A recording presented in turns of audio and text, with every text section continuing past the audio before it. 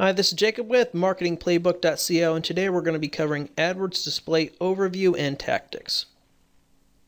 Now, this by itself really isn't funny, and I've never spoken with someone making money on the display side, and I'm kind of paraphrasing here off of a quote I was told, but what makes this funny is this quote came from my AdWords rep, and this every quarter you're assigned a new AdWords rep, and this particular individual has been with AdWords for over a year, and it just kind of took me by surprise, and I was just kind of taken aback by it, that here's an AdWords rep who's in thousands of accounts, and they haven't ran into somebody who is actually making money on the Google display side of things. Now, that's taken aside people who are doing remarketing, but a lot of individuals out there really don't make money off of AdWords display, and it's because they really approach it wrong, and I think they do it wrong. And that's kind of what has sparked the desire for me to actually create the AdWords display guide that we have available on the MarketingPlayBook.co website. So why do most people fail on GDN? And GDN is simply the abbreviations for Google Display Network. So they try to take a drink from a fire hose, and really that's what I see the biggest mistake is GDN has a lot of traffic out there. So it's really easy to spend $1,000, and so many people are used to PPC campaigns, whereas on the search side of things. So you throw up a bunch of keywords, next thing you know, you spent $1,000, you've had, thousands of clicks, but nobody's bought anything. And it's important to realize that the bidding process works differently. The same user intent on the search side is not going to be the same user intent when it comes to the display side. So if I did, maid service Denver, and it was paying for that on the search side of things, well, just because I'm bidding on that keyword on the display side doesn't mean I'm going to be showing up on relevant pages about necessarily even maid services in Denver. So there's a lot of combinations that play a big role into it. So it's important to realize that there's really big differences between the search side and the display side, and that GDN has a lot of traffic. So you need to try to slow that traffic down a little bit so you can take small sips at a time and try to test out what's working for you. Now, according to Google, GDN includes over 2 million sites that reach over 90% of global internet users. So the rest of those 10% of sites have to be like porn sites or sites that AdSense really isn't allowed on, is my only guess. So, you're going to be able to reach a very wide audience on the GDN side, and that's fantastic when it comes to trying to reach your target market, but it also means you really got to weed out a lot of that traffic and a lot of those websites to actually get to the good stuff. So here are some of the main differences between search and display, and we'll be going over each and every one of these individually, so don't get overwhelmed by how much you see here on the screen. So first up, we have the quality score is hidden. Now, some will argue, well, there really isn't a quality score on the display side. There kind of is, there kind of isn't. We'll cover that here in a bit. You have the ability to do demographic targeting. You can do keyword targeting, which works differently, as I kind of already talked briefly about. You have the ability to use images, which is fantastic. You have the ability to assign ad placement, so I can say, okay, I just want my ad to show on XYZ websites. You also have the ability to exclude display partners, which you cannot do. They'd be search partners on search end. So you don't have the ability to exclude specific search partners. It's all or nothing on the search side. Well, the display side, you have more control over it. You also can do CPM bidding, which is just paying per 1,000 impressions. So you can say, okay, $2 for every 1,000 views, or whatever it is that you're trying to go after. You also can do topic-based targeting, as well as interest-based targeting, which includes affinity groups, in-market audiences, remarketing lists, and similar to remarketing lists. And similar to remarketing lists are kind of just like Facebook lookalike audiences. More importantly, it's interruption-based advertising. So you really have to keep that in mind. So these individuals aren't necessarily in the buying mode. So as that example I used before of Denver services, maid services in Denver, that individual isn't necessarily looking for that. So they're not necessarily in the buying mode. So you might have to have a different type of landing page. It might need to be a lead capture page. You have to take it and approach it slightly differently, because these people aren't necessarily in the buying mode. So you might have to warm them up a bit. First up here, we wanted to talk about measuring quality score. So with CPC bidding, the only indicator is the relative click-through rate column, so CTR. So relative CTR simply means If you have 1x, that means you're average across the network. So per 1,000 impressions, you have the same amount of clicks as the average ad on the site. And that's simply what the 1x means. Under 1x means you're underperforming other people who are advertising on those particular websites. So this isn't a metric that I really focus on much, but it does kind of tell me if I'm on target or off target with my ad copy. Am I speaking to the individual? Now, having a low relative click-through rate, if I have, let's say, a 0.5x click-through rate, that means my ad is being clicked half as much as the other ads on the network. Now that can have an effect overall on how many impressions I actually get on those websites. So AdWords might only show me less than 10% of the time because these other ads that are getting a 1.4x click-through rate and the like are making that site more money and making AdWords more money. So it's really important to keep in mind AdWords is going to show ads that make them more money, right? So if your ad is above other people's, they're going to show your ad more. So if you start and get profitable on a campaign, then you really do want to try focusing in a little bit more on this metric just so you can get as much of that impression share as possible. So keyword targeting triggers your ad when that keyword is present on the page. So for an example, let's say I bid on the word virus. So I may show on a page about computer viruses, or I may show about a page about the Ebola virus. Keyword Target Learn will have you showing for millions of unrelated impressions. So a good example might be dog training. That'd be a 2-keyword combination. So if I said dog training, well, I could still show up on tons of irrelevant pages because that keyword dog training might have nothing to really do about dog training. It might be, well, dog training is far easier than potty training your 2-year-old boy, right? So that page isn't about dog training, really. So you really have to weed out a lot of those type of targets. So generally, when possible, I highly recommend you start with 2 and 3 keyword combinations. So 3 keyword combinations is going to get you a little bit less traffic, but at the same time, your targeting will be a lot more focused, and you'll find that can work greatly in your benefit. So this is freely available online, all this information here, but demographic targeting, I won't go too much into it. You have the option of doing gender targeting, male, female, unknown. You have your different age groups right here that you can break ads into and campaigns out into. You also have parental status, which is the parent, not a parent, and unknown. And it's worth mentioning that with a parent, it's limited to specific countries and the volumes can be really low. So for my personal test campaigns that I've launched, I do not get much traffic at all when I say, okay, parents. And it's gotten a lot better over the last year, but still, AdWords, I should say Google, hasn't properly identified who's a parent and who's not a parent just yet. So they're still working on that type of data. And until they actually have it, and until I actually know who is a parent and who isn't a parent, parental status really isn't a key metric that I use currently. But, I'm always testing it out. And eventually I'm hoping that they are able to figure out who is parents and who are not parents. So topic-based targeting is kind of throwing a really, really wide net out there. So instead of saying, okay, these particular websites, you can do different categories. So for instance, under the auto and vehicles category, these are subcategories that I can put on. So I can say, okay, just campers and RV. So if I was selling campers and RVs equipment, covers and stuff like that, I might want to be on this particular site right there. You also have the ability of, just motorcycles or trucks. So websites that Google deems to be about trucks. Now, this is a very wide net. It could be about a lot of different topics there. Is it going to be 100% accurate? No. But will it be kind of on topic? Yes.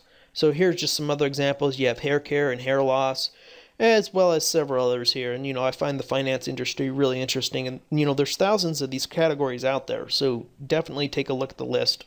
We're going to have them on the on the Marketing Playbook website as well. So that's MarketingPlayBook.co. We're hoping to put up the list for you, an Excel list that I created that you can just easily take a gander at. So one of the interest-based targetings is going to be remarketing lists. And remarketing lists are lists created using a pixel from AdWords for visitors who performed a certain action such as landing on your website, clicking an internal link, or abandoning a checkout page. Remarketing is one of the simplest ways to get profitable and started on the display side. If you haven't done display advertising before, but you already have traffic coming in through search or other, social media sites, I highly recommend you start off just doing remarketing and testing your audiences that way. And that's going to get you the most bang for the buck, because these are people who have already shown an interest in your product or service. So by just sticking to that remarketing list, you're able to be far more profitable early on. Now, the downside of doing remarketing lists is it doesn't matter what websites they go to. Now, that can be a pro and a con, because they don't, let's say I have a maid service in Denver. They land on my website. Well, if I'm just doing a remarketing list to those individuals, they're not necessarily looking at maid service sites. They're on weather.com, they're on news sites, they're all over the place. And my ad's going to kind of follow them around where they go. And that is what remarketing is. So it takes out other factors such as what website they're on or keywords and things along those lines. So remarketing lists can be really, really powerful. I do still recommend you kind of break those down into gender and age groups. Now, similar to remarketing lists, or very, very similar to your remarketing list. However, they allow you to have fresh eyes, fresh visitors whom Google determines to have close characteristics. And I'm going to be 100% honest with you. I have zero clue how AdWords determines close characteristics. So I don't know how Google is determining that these people are close to my remarketing list, and therefore they're able to create a similar to remarketing list. So I don't know what metrics are in there. It's kind of like the Facebook lookalike audience. Now, the Facebook lookalike audience works, and it works really, really well. It's like a magic button, right? But here on the AdWords end, I've been using it for a while, and it can be very beneficial, but at the same time, I found I've had it where it's just nothing. No conversions at all from the similar to remarketing list. So it tells me they still have to dial it in quite a bit and that it's not perfect. And like I said, my AdWords reps aren't able to tell me how it works. Nobody seems to know how it works. And, someday when I find out, I'll definitely post it on the MarketingPlayBook.co website. But till then, it's something great to try out, and I'd recommend you do test it. But, I can't say that's going to give you great results just yet. So Affinity Audiences allow you to reach visitors across a Google Display Network, GDN, who've demonstrated specific interest regardless of whether your ad correlates with the particular topic of the page they're currently on. So this works similar to a remarketing list, whereas it doesn't matter what website they're on. You're targeting, let's say, puppy lovers, right? Well, your ad's going to show on sites not related to puppies at all. And that's what Affinity Audience targeting is. So it's kind of like a remarketing list in the fact that it just goes after these people. It doesn't matter what websites they're currently visiting. And there's pros and cons to that. So here are some Affinity Audience examples. We have gamers. So within the gamers category, you can choose casual and social gamers, hardcore gamers with pet lovers. You can do cat lovers, dog lovers, with sports fans, baseball fans, football fans. You get the idea here. So there are many different affinity groups that you can target out there, and I highly suggest you take a look. Again, we're going to have that list over on the MarketingPlayBook.co website. Now, in-market audiences are people actively researching products and comparing products. So here's an example. Amy has been searching multiple makeup products. Google knows this and places Amy into an in-market audience group for cosmetics. There's no keywords or topics needed for ads to show to these visitors. So again, this is similar to a remarketing list, whereas Google's determined that these individuals, for whatever reason, I don't know how Google picks them out. I'm guessing through searches that they're doing. I search for, used car, and I start landing on used car websites and start moving all around looking to buy a used car, use Ford Focus, and the like. So Google then determines, oh, look at this person over here. He's looking at used cars. He's comparing used cars. Therefore, we're going to throw him in the in-market audience for used cars. And that's how this in-market audience works. So this is people who Google says are actively researching products and comparing products. So these are, in many ways, buyers. And so this is something you can attempt to tap into to see if you can't get a conversion out of it. And I think it's a really interesting strategy to go. I've had some very marginal success trying this out, but it's something I definitely recommend you test out. So here are some in-market audience examples: handbags, boots, luggage, transmission repair. I seem to really, really like that one. Brake and service repair, motorcycles, new. Child car seats, diapers, and hygiene products. So, if somebody's looking at child car seats, chances are they're a parent, right?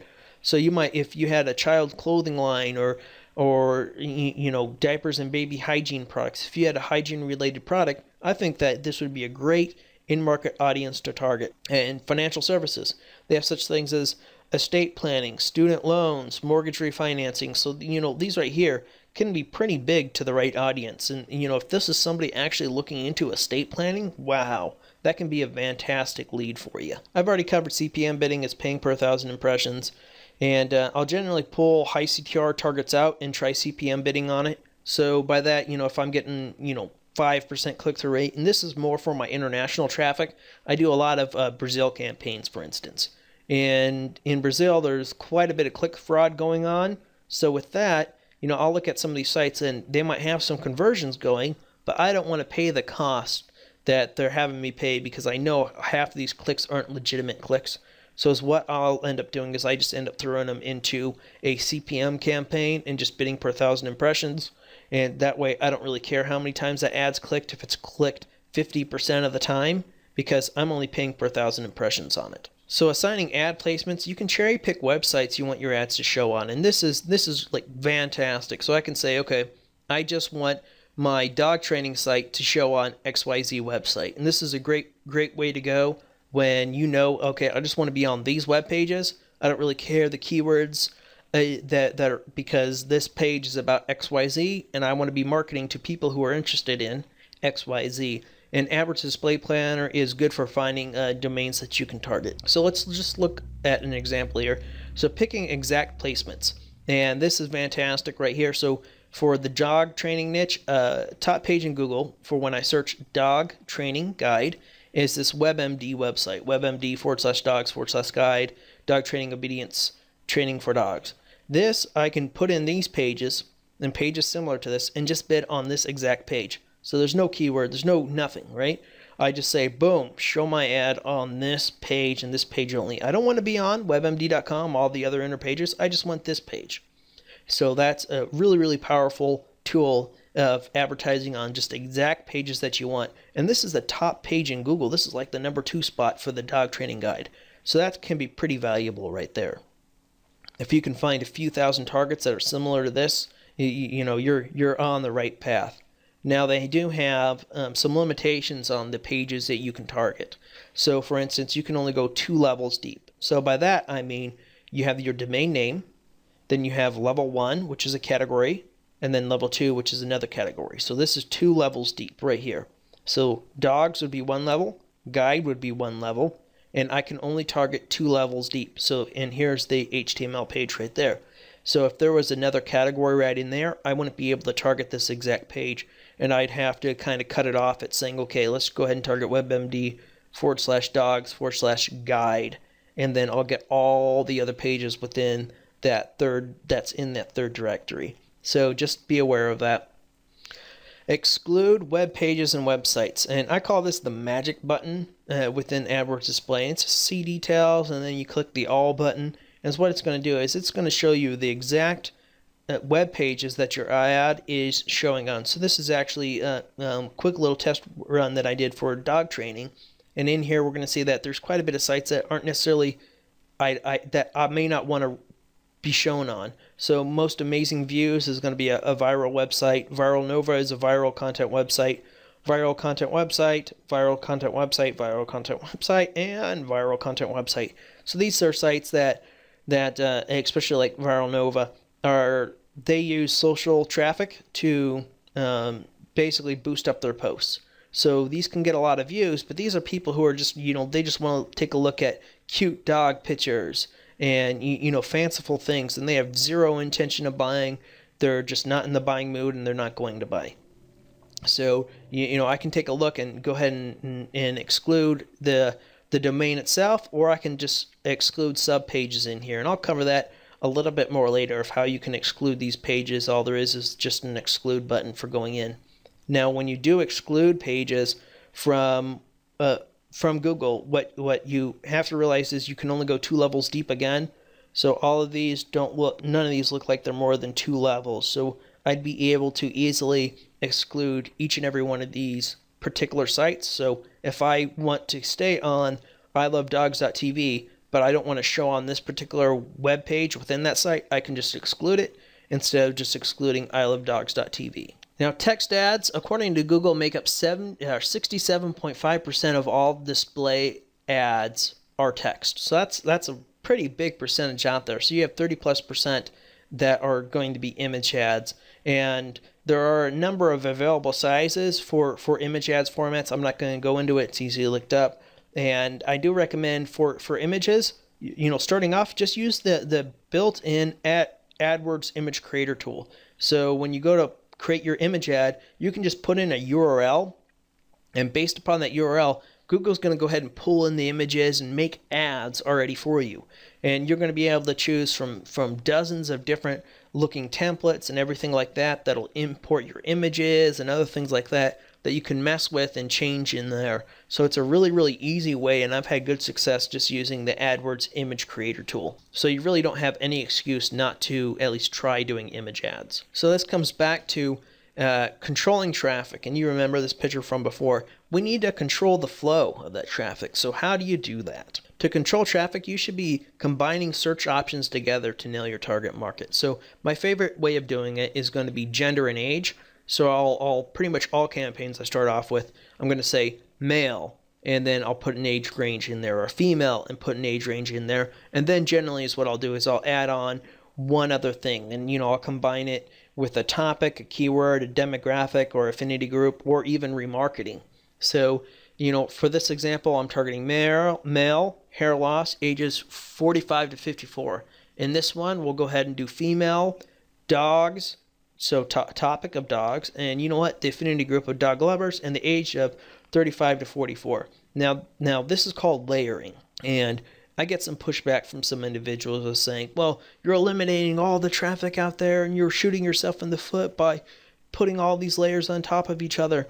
Well, in a sense, yes, because I'm going to cut down way on my volume, but I'm also going to know the exact people I'm targeting. I'm targeting females. I'm targeting people between the ages of 35 and 44 who I know to be dog lovers who are visiting pages around dogs. So that's pretty powerful. And if my dog product that's geared for females between the ages of 35 and 44, if the product isn't converting with them there, it's not going to convert for other websites when I go to expand this targeting group out. So this is a great way of testing stuff out and testing marketing messages really, really quick. So where to get started? The easiest way to get started on display is using remarketing lists. And again, these are people who have already visited your website. Remarketing lists are considered audiences, so just know that it doesn't matter that web page that the individual is visiting, your ad can potentially show on that page. So if they're weather.com or even on Facebook or LinkedIn, your ad might show over on there. And this is an example of the AdWords Display Planner tool, which is accessible under Tools and Display.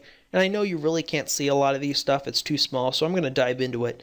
But basically, what this tool is going to be able to do is if I put in dog training, so I'm going to get, for my ad group ideas, give me a list of topics that it suggests. So it suggests that I target for dog training, I target topics around dog training, and that I target topics around pet food and supplies.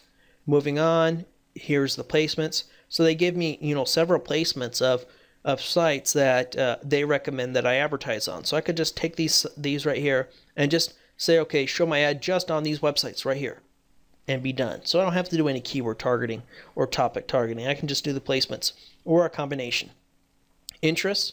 So this is an interest that they gave me, outdoor recreational equipment that might not necessarily fit me for a dog training. So maybe I want that, maybe I don't want that. The affinity groups, they gave me a couple affinity groups that I can possibly do.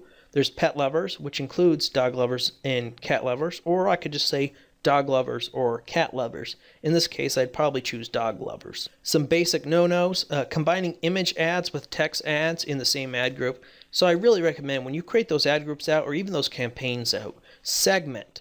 Don't have text ads mixed with image ads. Don't have it makes it really, really confusing. When you try to optimize, you're not going to be able to tell, is it the text ad that's converting or the image ads that's converting? And it's a lot harder to tell your true ROI, so I always recommend that you segment those out. It just makes it a lot easier to know what's working for you and a lot easier to know what's not working for you. And then there's zero demographic targeting. So, whenever you build a campaign, you should have something in there, right? So even if it's just targeting unknown genders, like I said before, I like to do the gender, and I also like to do an age group, and that kind of helps me hone in on what ads are going to work best for those individuals. So I highly recommend that you use demographic targeting. Then I see this all the time where people do not exclude poor performing URLs or exact placements. So if you have a placement, and we'll just say website.com, and website.com has 10 conversions on you, and you're almost profitable on it, and you're like, wow, man, I just, I'm so close, but nothing's really working here. I've already optimized my images. Well, what you can do is you can dive into that website.com and look in and see the exact placements that are converting for you, and just exclude some of the placements that might be draining a lot of your budget that aren't converting for you. So same comes up with I'm not excluding mobile traffic and AdSense for mobile apps. And generally is what I recommend off the bat, especially if your offer isn't necessarily mobile focused. People who are on mobile phones, the shopping experience is far harder to buy on. And generally, they might be standing in a line. It's not the same experience on your mobile phone. So I generally recommend starting off to exclude mobile traffic. You can always test it out later, or at the very least bid lower on mobile traffic, and I'll kind of cover more on how to do that. And the next step would be AdSense for mobile apps. This is probably one of the biggest killers out there. I hate that AdWords doesn't give you an option off the bat to just exclude this. So AdSense for mobile apps, you don't have a choice. You have to have tablet traffic. Google doesn't let you say no tablet traffic or just desktop traffic. They don't give you the choice. And because they allow that tablet traffic in, you're going to get shown for so many mobile apps if you choose topic or keyword targeting or even affinity groups that it's really, really annoying. So I highly recommend that right off the bat you exclude this placement, which is AdSense for mobile apps, which means your ad is not going to be shown inside mobile apps, which is fantastic, unless of course you are trying to install push an install campaign for apps. I would highly recommend that you exclude this one out. So driving home, image ads and text ads. Your image ads are going to perform differently than your text ads. If image and text are showing on the same page, you won't know which one's performing better, and you can kind of figure it out, but it's a lot harder. So I've already talked about this. This is a big one that I see all the time out there, so I can't stress it enough. Separate your image ads and your text ads. And then zero demographic targeting. So this is an example of an ad that I have in here. And we have 54 to 64.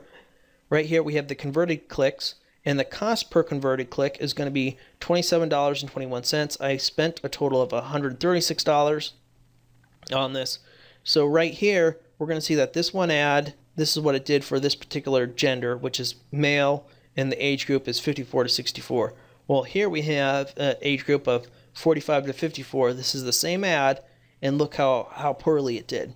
So segmenting out by age, if you do it early in your campaign and have each ad group be its own age, it's a lot easier to pause images early on and know, okay, it's not working, it is working, and make it go. So here's kind of the opposite of that. We have 45 to 54, and this is a different image ad. And here I have 12 conversions, and for the cost per conversion, cost me around $30, whereas this image cost me around $43. So that's about $14 more over here for this exact same image. So, with this ad group, I'd want to pause this ad. Now, if you have the targeting all together, so it's all in the same ad group, I can't just pause the 55 to 64-year-olds. It's a lot harder. And so if I exclude it, and it's all in the same campaign and the same ad group, then if I exclude the 54 to 64-year-olds, I'll be excluding it from here. So yeah, I know that sounds kind of confusing, but that's why you want your ad groups to be segmented out by, okay, male and female, and your ad group segmented out by age, because it's a lot easier to pause things that aren't working and just focus in on what is working for you. So a good example of excluding URLs here, and you're going to see I already excluded a number of things here, but this anonymous.google is I'm profitable on this one, on this one, but these ones right here aren't really doing it for me. Let's say I'm just not getting any conversions. Well, what I can do is I can look at that search all button, hitting that magic button that I talked about earlier. Here's the anonymous Google, and we're going to see that $28.12. But when I actually drill down into the data, we're going to see that, well, the conversions came from this one and this one, but these ones aren't working for it. So is what I can do, and just, these are just inner web pages, right? So I can go ahead and say, okay, exclude. Yeah, same goes for, this Facebook one. Okay, well, there's some other Facebook sites in there that I may want, but I wanted to kill this one. And I want to kill this URL. So, you have the option to exclude exact URLs as well as top-level domain names, which is really, really cool and something that everybody needs to be taking advantage of. We talked briefly about excluding mobile traffic. So under the settings, devices, changes, you can decrease it to -100% for mobile traffic. You can also just decrease it by 50% or 60% or 70%, whatever you want to try out. I do recommend usually starting off that you decrease it by 100%, and then once you start finding some profitable targets, then feel free and turn it on and try to see, okay, which one's working for me and which isn't. So for adding and excluding placements off the bat, the AdSense for mobile apps, you can do this by going to the display network, red targeting button, and then campaign exclusions. And this is something that I exclude from all my campaigns starting off, because if you don't, it's just going to be a budget bleeder. And if anybody out there has a conversion off of it, let me know, because I've spent thousands of dollars on it and I haven't been able to get not even one conversion. So putting it all together, let's say I have a dog training kit I'm looking to promote. Here's how I can combine multiple target methods to hone in on the most profitable campaigns. So off the bat, I have a dog training kit, and here's some of the topics that I can advertise to if I want to do topic-based advertising. So there's dogs, pet food and supplies, and then I can say, okay, well, here's an affinity group of dog lovers. So I have my affinity group of dog lovers, and I want to show on topics on websites related to these particular topics right there. So I then go a step further, and I'd go ahead and segment all my ad groups out by gender and age. So I'm targeting known females between 18 and 24 and all the way down. So I have those. And basically, out of this test, this is all hypothetical, but let's say I'm getting some traction on females between the age of 35 and 44 and 45 to 54. They're the ones that are converting the best for me. So I can pause the non-converting ad and really focus in on the ad groups that are making me money, or at the very least showing signs of life. So I might just go out and I duplicate the winning ad groups, and it's what I can do is I can just try the winning placements. So that particular group of the females, the 35 to 44 and 45 to 54, we're converting on, let's say, these 10 websites. Well, I can try a new campaign and this ad group going and just target those 10 websites. So I can drop my other targeting methods, or I can keep those other targeting methods and try the websites. There's a combination of what you can do, and play around with those targeting options for just those placements and see which one's going to give you the max ROI, as well as you can optimize those images better now because you have less to focus on. You can focus more on the images and tweaking the images, and getting that higher relative click-through rate, which ultimately, if you get above that 1x, your ad's going to start showing more on those placements. And, more impression share basically means your ad is shown more, which means your ad is clicked more, which means hopefully it converts more. And I'll share with you a quick screenshot of something that I did. And this is after 4 days of testing, and I'm targeting males on specific websites. So I already had some kind of winning sites that I found. And here we have the males of unknown ages. We're going to see that I spent $300 to make one sale. I lost money there. Then we have males 35 to 45, and here we have the conversions from that. And we're going to see, well, out of all these groups, these two right here, the 45 to 54 and 55 to 64, my conversion rates aren't bad on these ones. And these ones I can definitely work with to improve. So I'd probably pause both of these and then really just focus more of my time and effort on these particular age groups and try to nail down those images that make me the most money. And that's going to be it for this guide. I really do hope it helps, and if you have any questions, feel free and head over to the MarketingPlayBook.co website. We're going to have a forum up there pretty soon. So if you're watching this video, chances are it's already launched and you can join us. And otherwise, we do have an AdWords search training course on MarketingPlayBook.co that is free, and it's a great training course. I've spent a lot of money on AdWords over the past 10 plus years. So in there, I kind of show the tips and the tricks that I use to get profitable, as well as our AdWords display training guide. And that's it. I hope it helps.